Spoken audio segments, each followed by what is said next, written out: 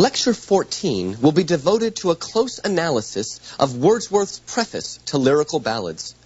We shall explore how Wordsworth radically redefines both the nature of poetry and the poet, and the function of poetry and the poet in society. We shall conclude with a brief look at Keats's famous distinction between negative capability and the egotistical sublime. But first, let me remind you again that Lyrical Ballads was published in 1798. The preface does not come until the second edition of Lyrical Ballads in 1800. And the reason was that the first edition did very well, and a lot of people said, you know, I'd like to know what these poets were thinking about. Is there a theory behind this? Now, really, Coleridge should have been the one to write the preface. He was the much more critical and philosophical of the pair. But Coleridge had a way of putting things off and being a little bit slothful, and so it fell to Wordsworth. And that may have changed history, because Wordsworth was not first and foremost a critic, but this sent him in a critical way that he probably wouldn't have gone if Coleridge hadn't turned the buck, or so to speak, over to Wordsworth. Now, in his preface to Lyrical Ballads, Wordsworth redefines the nature and status of poetry along expressive lines. Once again, expressive theories interested in the relationship between the poem and the poet.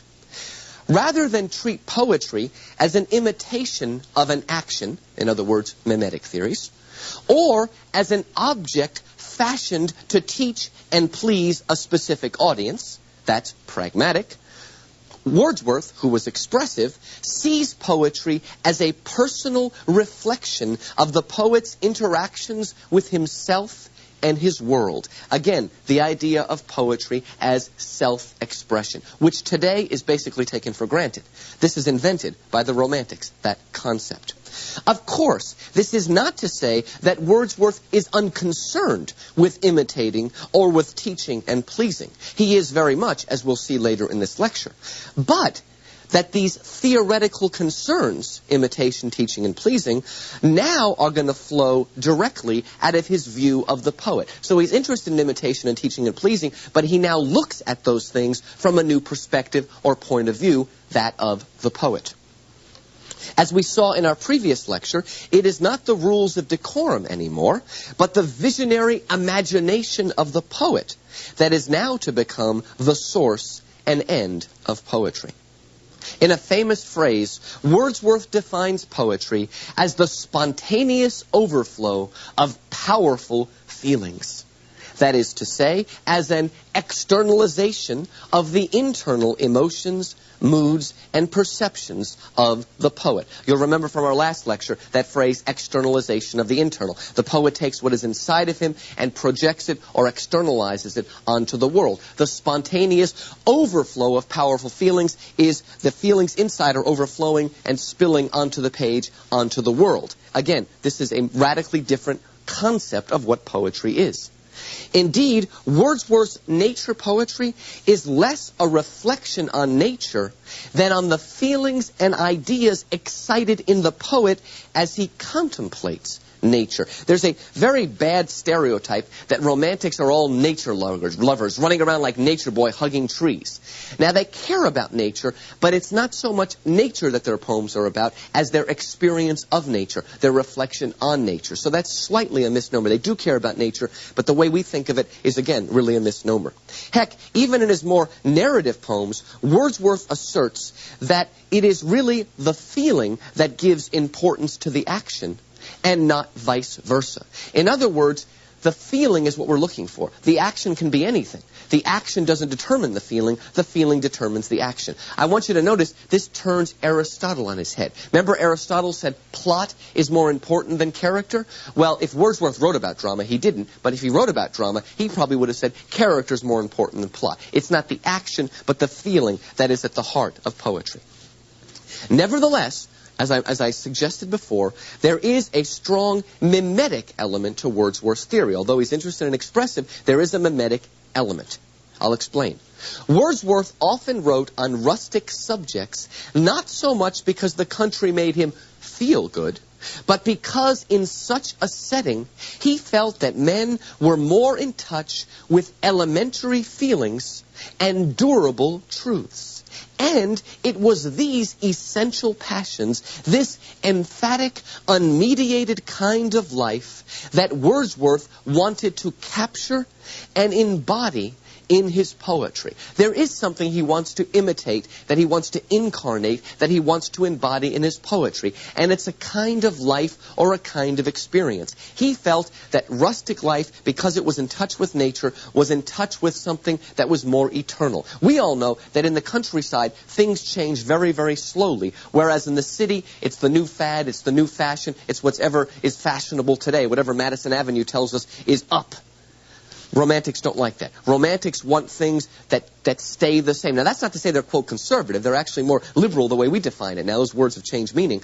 But what it's saying is that they want to get at the essence of things. They want to get to what is emphatic and unmediated and direct and true. And Wordsworth found that in the countryside more than in the city. Indeed, for Wordsworth and all romantics, the city court life of the 18th century poets was something to them artificial, insincere, and out of touch with the wellsprings of our humanity. Again, they don't like the city. Jean-Jacques Rousseau agreed with that. We want to get away from the city. We want to get to what is authentic. If you want to see a great romantic movie, see the French movie Jean de Florette. It's about a man who leaves the city to seek what he calls the authentic. He is a true romantic, seeking the authentic. To sum up, Wordsworth looked both to the freer life of the country and within his own heart for real passions and truth. So the way he can be both, expressive and have a mimetic element is that when he looked inside of his soul, he saw that same eternal nature that he saw in the countryside. And so both of those things come together in Wordsworth's poetry. Wordsworth agreed with Aristotle and with Sidney that poetry is more philosophical than history because it deals with both specific facts and general truths. So maybe we say he finds the specific facts in the countryside, but he wants to link them to general truths, to eternal things. Things he finds that are even deeper than what he sees in the country and deep inside of himself. Again, another thing of what I'm trying to say is that for Wordsworth, self-expression is not an end in itself, but a means to reach that which is most permanent and universal. You see, today, I really believe that we've gone too far. Today, people believe that self-expression is an end in itself. They think that all they have to do is express themselves, and that's worthy of art. The Romantics didn't really go quite that far. Again, they opened the door for it. But for Wordsworth, again, self-expression is not an end in itself. He's using self-expression to get at eternal truths. Again, that makes Romantics different than the post-Romantics of the modern era. That is Wordsworth's poetic version. This is what I would like to call Wordsworth's poetic version of Kant's subjective universality. Because Wordsworth believes that in describing his own feelings, the poet describes the feelings of all men. In other words, Wordsworth felt by exploring his subjective experience, by getting his ideas onto the page, he felt he was also expressing what all men believe. And that's why it's important that Wordsworth is not a self-expression that's cut off from everything. Wordsworth's self-expression is linked into the eternal unchangingness of his beloved Lake District. I hope that makes sense. I want to make a distinction between, again, modern self-expression and original romantic self-expression. All right. Just as Wordsworth sought to imitate the life and passions of his native Lake District, just so he sought to imitate the simple, direct language of the country. He not only wanted to capture their manners and their view of life and their traditions, he also wanted to imitate their way of speaking. Wordsworth rejected the, to him, phony poetic diction of the 18th century with its purposely contorted syntax and its artificial poeticisms. You see, when a romantic reads Pope and the other ones, he sees their poetic diction as phony. Now, again, maybe that's not very genial, because to an 18th century person, that's what a poet is supposed to do. In other words, he's supposed to write a poetry that's a totally different language. We would say with these and thous. I mean, that's kind of the way, with the language turned around and syntax all mixed around. In other words, to an 18th century person, he wants you to know that it's poetry. Okay? Let's put it that way. But again, the Romantics, again, reject everything that to them seems artificial about the 18th century. And he believed their manners, their way of life, and even their poetic diction, the way they wrote poetry, was to the Romantics, especially Wordsworth, artificial. And so Wordsworth adopted a more natural, less mannered style that mimicked the syntax of good prose. He called it the real language of men. That's a famous Wordsworthian phrase. Again, he actually said that good poetry is not that different from good prose. Interesting, because what he's saying is he doesn't want a poetry with contorted syntax all over the place. He wants it pure and unmannered and natural. The real language of men. Now, when, 17 years later, Coleridge wrote his own version of the preface in his Biographia Literaria, when he wrote his autobiography, Biographia Literaria, Coleridge tried to go back and fix up the mistake that he made in not writing the preface himself. By then, Wordsworth and Coleridge had a falling out, unfortunately. And he would quibble with the phrase, the real language of men, saying that Wordsworth went too far in his praise of rustic manners of speech. Oh, he says, that's not true. Well, I really think Coleridge is being a little unfair to Wordsworth. He's taking it too literally. Because just as Wordsworth tempered his expressivism with a mimetic focus on truth, in the same way, he tempered his celebration of the so-called real language of men. The poet, Wordsworth asserts, should not slavishly imitate the rustic, as Coleridge seemed to think he meant, but through a process of selection, purge his natural speech of its grossness. In other words, poor people sometimes use a lot of profanity and whatnot. Wordsworth is not going to put that in. He's going to purge it and he's going to purify it. So again, Coleridge, took it a little too literally. When he said real language of men, he meant, a simple, unsophisticated kind of speech, but again, purified. All right, let's continue. Just as Wordsworth redefined poetry, both subject-wise and language-wise, in the same way, Wordsworth offers us a new vision of the poet himself. For Wordsworth and all the Romantics, the questions, what is a poem and what is a poet, are considered synonymous. If you understand what the poem is, you understand what the poet is, and vice versa. And so, just as poetry is to be written in the real language of men, just so, the poet is to be a man speaking to men. That is to say, the poet is not to be viewed as a different creature. He is of the same kind as all other men, though he does differ in degree. In other words, the Romantics want to break from this 18th century idea of the coterie of poets. As poets, as an elite little group, that meet together and read each other. Again, they want to break from that idea. The poet is like every other man. He's a real man. He's a man speaking to men, but he differs in degree. He's like all men, but he has a little bit more. Again, breaking from the 18th century. What is this degree that the poet has? What is it that he has more than other people? Well, the poet, Wordsworth says, possesses a more organic, comprehensive soul than do other men. I love that phrase. Organic, more comprehensive. In other words, he's got a bigger soul, we might say, that can just take everything into it. He has, Wordsworth says, a more lively sensibilities and is more in touch with his feelings. This modern idea that the poet should be sensitive and, that's very much a Romantic idea. That's not to say 18th century poets are insensitive, but the Romantic wants the idea that they have lively sensibilities, that they're in touch with everything. Another way to put this, the Romantic poet needs little stimulation to experience deep emotions. He's so sensitive to things. The tiniest touch, a sunflower, opens his heart. Indeed, he is able to feel absent pleasures as though they were present. He doesn't even need it there. The memory of beauty will inspire the sensitive, comprehensive soul of the Romantic.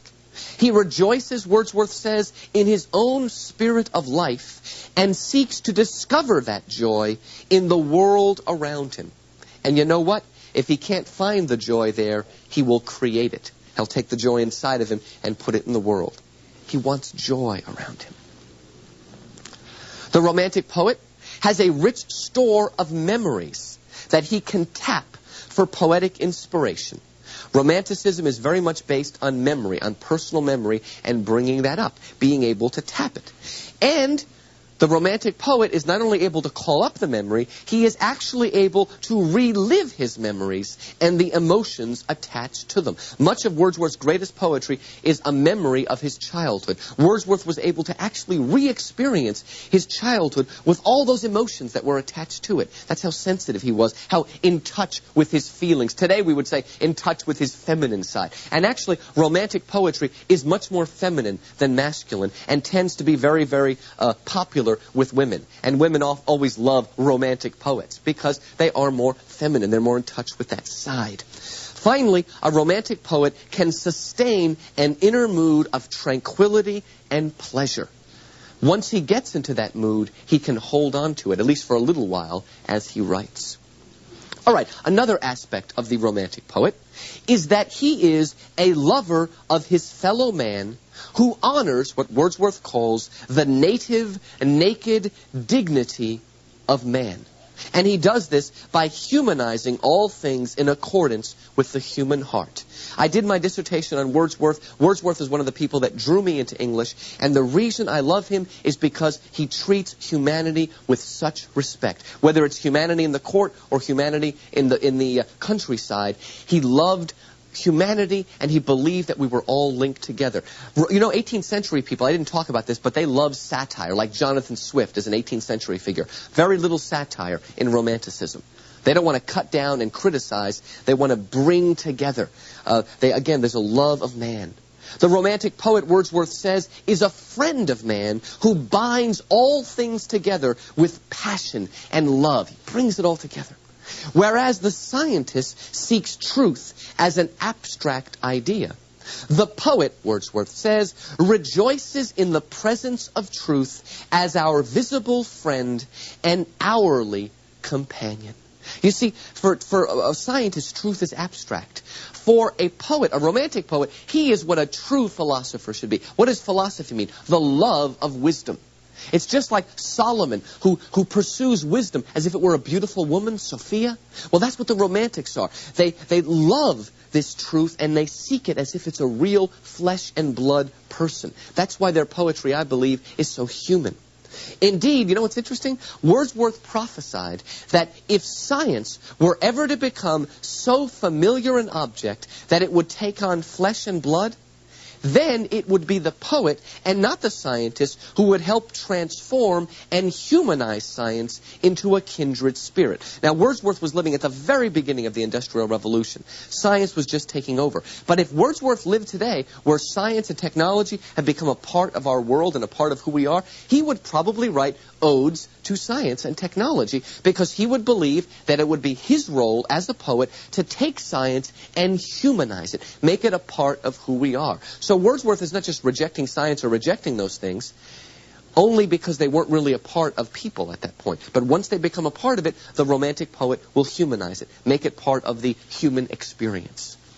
Finally, Wordsworth ascribes to the poet and poetry a new social function, very different from the social function of the 18th century. All right, and this is one of my favorite parts, by the way, of the preface. Wordsworth, in his preface, warns against the ill effects of urbanization and industrialization. And I remind you, that's just starting right now. Wordsworth is incredibly prophetic. Wordsworth says that the massing of men into cities and the repetitive drudgery of their jobs produces in them an ignoble craving after extraordinary incident and a degrading thirst after outrageous stimulation. Wordsworth felt this was terribly unnatural, pushing people into cities. Do you know that London was the biggest city since the Roman Empire? In other words, there was no city as big as Rome until London, 1800 years later. So this is something new, the real massing of men into cities. And this assembly line work over and over and over again. Wordsworth felt this was terribly unnatural, and it killed the soul. What happens to these people, Wordsworth says, is that their senses grow dull and they need grosser, more violent, and more scandalous stimulants to satisfy their blunted psyches. They need more and more to rise them up. Now, Wordsworth calls this state of emotional and spiritual deadness, this loss of the ability to be moved by simple beauty and truth, he calls it savage torpor. He sees people in the city walking around sort of insensitive, cut off, callous to the world, no longer picking up on things. I love that phrase he uses, a degrading thirst after outrageous stimulation. I can define that word in 3 letters, MTV. I don't know if any of you are familiar with this. I think the greatest abomination of the modern world. But what MTV is, and your kids and grandkids spend a lot of time watching this, is endless rock music bombing at them at high decibels while they watch kaleidoscopic images usually linked to sex or violence in one way. I really think, I agree with Alan Bloom in The Closing of the American Mind, that this is one of the most debilitating and bad things of modernism. I think it destroys the souls of our children. They're just banged over the head again and again and again. And what happens is they lose their subtlety, their ability to appreciate small and subtle things. This also happens to adults that spend all day reading The Inquirer and newspapers like that are just banging them over the head with sensationalism. And by the way, during Wordsworth's time, they had that kind of stuff. By the way, the British, who were supposed to be so sophisticated, they invented the idea of The Inquirer. So let's remind ourselves that we didn't invent it, although we propagate it. But anyway, for Wordsworth, this is a terrible thing. This is a killing of the soul. It's kind of like what Longinus said, the way materialism and hedonism kills our soul. He felt that this is something that, again, blunts our powers. Well, as you might guess, Wordsworth then saw it as the role of poetry to restore this lost ability, this ability to be sensitive, to bring us back to ourselves. Poetry, he felt, by enlarging and refining our sensibilities, has the power to rehumanize us, to bring us back into the human community. And Wordsworth is serious about this. And, you know, romantic poetry really has helped me and other people like that, to bring us back in touch with ourselves, to make us, again, stop and see the roses. Again, the way Vincent van Gogh does in his painting. Poetry, Wordsworth says, romantic poetry, restores our childlike wonder and revives our ability to take joy and delight in the natural world and in the quiet beatings of our heart. Again, there's so much noise in the world out there. The Romantics help us to be quiet and listen again and hear again. Because we've grown deaf. We have ears and do not hear, eyes and do not see. Now, considering this new social function, poetry is more, not less necessary in an industrial age than in a rural pastoral age. Sometimes people say, this is a technological industrial age, we don't need poetry. Wordsworth would say, no, we need it more because people are more and more out of touch with themselves, and so they need poetry even more. The rustics don't need it as much because they've got it all around them, so to speak. It is in an industrial technological age that we need it. Now, we might note here that though Wordsworth rejects the refinement and wit of the 18th century, he does promote a new aristocracy of sensitivity. You could say he's elitist in a way, and I suppose in my attacks on MTV, I'm being a little bit elitist, but I'm being, you know, there is a kind of aristocracy, but it's an aristocracy of refinement and sensitivity rather than of courtly manners and whatnot. Wordsworth was educated at Cambridge. But you see him as a kind of man of the people. He doesn't come across as a academic in any way. All right, finally, Wordsworth says, though poetry does instruct, it does teach, as we saw, it exists first and foremost to give pleasure. Wordsworth says it is through pleasure that poetry draws us back into touch with our world, our fellow man, and ourselves. So entertainment and pleasure are very important to the Romantics. In fact, in a weird way, it's even more important than the Neoclassicists, because the Romantics believe that pleasure is actually something that unites. You think of joy, the happiness of a wedding, the way we're united by that joy? Well, that's what Wordsworth wanted, a joy and a pleasure in the poetry. The pleasure that poetry gives is no mere entertainment. In other words, it is the very spirit through which we know and live. So in the same way that Schiller says we should not look down on playing in the play drive, Wordsworth says don't look down on pleasure. That's good. Poets should give pleasure.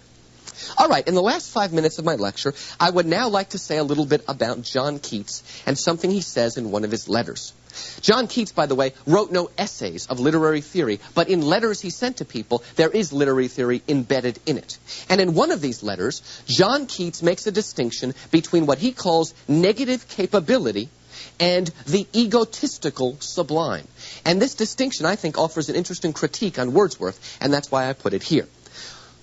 Let's define these terms. Whereas poets who possess negative capability are able to enter into the lives of other beings and see the world from their perspective, those possessing the quality of the egotistical sublime always mediate their visions of the world through their own strong, dominant personalities. Let me give you an example. Shakespeare is the ultimate example of negative capability. Negative capability, again, means that I can move out of myself towards other people, even lose myself in other people. Well, think about it. Shakespeare loses himself in his characters. You cannot say, people try to, but you can't say Hamlet is Shakespeare, or Macbeth is Shakespeare, or Othello is Shakespeare. None of them are Shakespeare. He loses himself in his creations, in his characters. That's negative capability.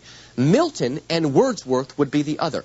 Egotistical sublime means rather than moving out, you draw everything to yourself. Milton, even when he's writing about God and paradise, he's still writing about himself in one way or another. He is always writing about himself, and in a way, Wordsworth is always writing about himself and his perceptions. That doesn't mean he's callous, but about his perceptions. Now, to link Wordsworth to the egotistical sublime is not to say that he is arrogant or selfish. That's not what he means. But that his personality is such that it both draws all things to itself and colors all things by its perceptions. So egotistical does not mean like we think about it, stuck up or something, or pompous. What it means is that his ego, his personality is so strong that he draws everything to it. And one of the reasons we read Wordsworth is because we're interested in him and his perspective on the world. Just like we watch certain movies by directors like Bergman, we like, all of Bergman's films are about himself in one way or another. We're interested in his character, so we want to see his movies. So again, egotistical sublime does not mean stuck up, as we say today. Coleridge also noted in his Biographia Literaria, he would agree with Keats, that even in his poetic studies of others, Wordsworth is finally a spectator ab extra. That's Latin for a spectator from the outside. What he was saying is that although Wordsworth had sympathy, he never really had empathy. Wordsworth was able to feel for people, but in a way, Wordsworth could never really enter into the rustic and see the world through their eyes. That's just a different kind of person than he was. All right, a little more about negative capability. Keats's desire to move out of himself, this negative capability, because Keats wanted to be a negative capability person, not an egotistical sublime.